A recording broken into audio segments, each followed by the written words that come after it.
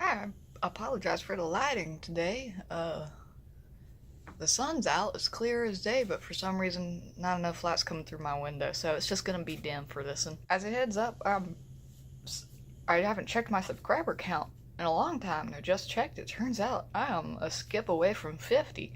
And as a 50 subscriber special is something I didn't think I'd reach, and I thought I made an update about it a while back, but I couldn't find it, saying that if I hit 50 subscribers, that I would review my first comic that I ever published online, which was Enemies at War, and that's still valid. I don't know if I posted that thread anywhere. Anyway, today we're talking about Skin Deep Volume 2. I talked about Skin Deep last time, Volume 1, and I apologize. I don't know how in the world to stop that click noise that, like, my mouth makes. My jaw just messes up and it clicks a lot. So in Skin Deep Volume 2, as far as I've read, this is the worst chapter. Again, I've only completed the Orientations arc. And this is the worst the comic has to offer that I've found so far, and it's not actually that bad. I knew I stuck through it. I certainly skimmed half of it, but I did stick through it, which is more than I can say for most comics I've read. Most of them, like Moonshine stuff, I actually gave up partway through and didn't continue reading except to review, and I didn't intend to review this until after I finished the Orientations arc. The reason this is the weakest part of Orientations that I found is a lot because it's very exposition heavy. There is nothing but exposition for practically the entire chapter. They're talking about, like, oh, you got this medallion? Well, let us talk about the medallion for 4 pages. Then they go and talk about, like, half forms and full forms. It's better than narration, I suppose, but it's still very tell and not showing. We don't need to know all this information up front, and this is a very important thing to me, and I had to learn it, is that your folk, they don't gotta know everything about your world. Yeah, your world has to be built. You have to have rules for your magic, but your audience don't gotta know those rules to start. They only need to know what they need for the story in that particular part of the comic to make sense. In this case, all we need to know really is that the medallion is magical, Sphinx, and maybe half forms. Yeah, I would say half forms is probably necessary. I know I picked on it earlier. But this chapter explains the Sphinx went extinct in the Great Dragon War. It explains, medallions and their whole deal, and it's like, ooh, if you break it, then you suck forever. It just gives us a lot of information we don't need to know. The first volume was a little better about exposition. It was still very exposition heavy. We're still in the beginning of the comic, and as an animation nerd, to me, the first act is nothing but exposition, really. There's a way to do it, and this volume just ain't it. Man, the lighting just really sucks today. It's super green. I think it's because it's spring, so everything's, like, up. There's a lot of trees out, and they're all very green. My window is plastered with trees. Shoot, the lighting sucks, and I apologize. The sun is out. Where is all the light? Look, the sky is clear. The little trees are right in front of my window, but why is there no light? So it goes back.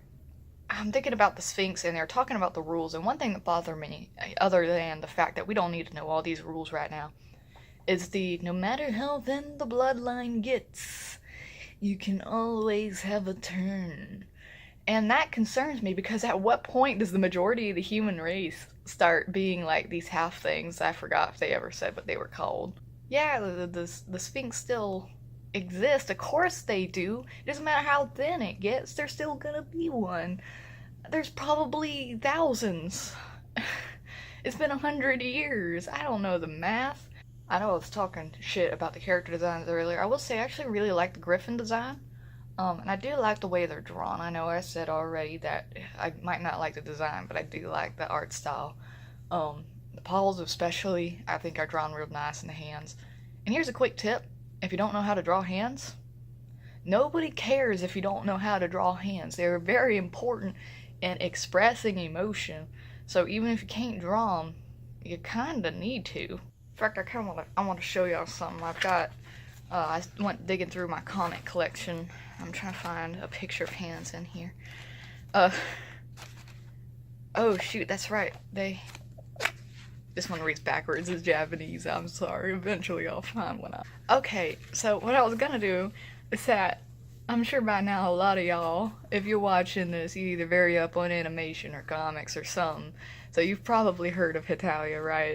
It was pretty big for a long time. What I was gonna show you was that the artwork in it was pretty bad when it was still like a webcomic, which is the way I read it. But I bought this, and I didn't read this because I had already read it before. As it turns out, when they printed these in the US, they actually redid the artwork to not suck. But I just want to say that original Hitalia's artwork was terrible, but everybody read it anyway, and it got real big because it was funny. I love mermaids. There isn't one in this comic. There's something that's mermaid-like. I just wanted to say that I like mermaids. Although, I was a little... Is this in this... No, it's not in this issue. I was about to say something about, like, a power she has randomly at some point, but it's not in this chapter. I'm gonna change my name to Semi-Casual Reviews, and you might be saying, hey, Aaron, there's nothing semi-casual what you're wearing. You're wearing business formal. In which case, I'll raise you cargo shorts. What's wrong is this chapter? They get attacked by a big thing. They call it the Missouri Monster or Mississippi Monster. One of them M states. It's covered in blood for some reason. That's not explained, but I'll take it for face value. And they're like, oh, it's real gentle, and then it attacks them because of course it does. This goes on for quite a while. The attack does. The action in it is almost good. It's ruined mostly by the framing and the ability to tell the foreground apart from the background. Usually, you don't want to put... I mean, you can have more detail on the background, but it needs to be a lot blurrier than the foreground. And the way I usually do having a very distinct foreground from background is I put really thick outlines. Now, I usually work in black and white, so these really thick outlines on the foreground is absolutely necessary. If you're doing it in full color like this comic does, really, if you just get rid of the outlines on the background and you do all the details, but then you blur it really hard, you're good. You're fine. And again, the framing is driving me nuts here. I really don't like plain square framing, but I'm feeling... I looked up what program they did this on, then I just straight up forgot what it was. I think it might be Photoshop, in which case, yeah, there is not much you can do about the framing, unfortunately. But if y'all have Clip Studio Pro, which is a lot better than Photoshop for the purpose of making comics, so get that instead of the much more expensive Photoshop if you can. It's got a bigger learning curve though. Then you have much more choice in what your frames look like. You especially have a lot more choice when you're doing it by hand, or digital is by hand. I'm sorry, I'm just used to... I grew up from a family of traditional artists, so I'm used to calling it by hand. I just said I won't have spoilers. Well, no, we're still in the first 4 chapters. Spoilers don't count for the first 4 chapters, okay?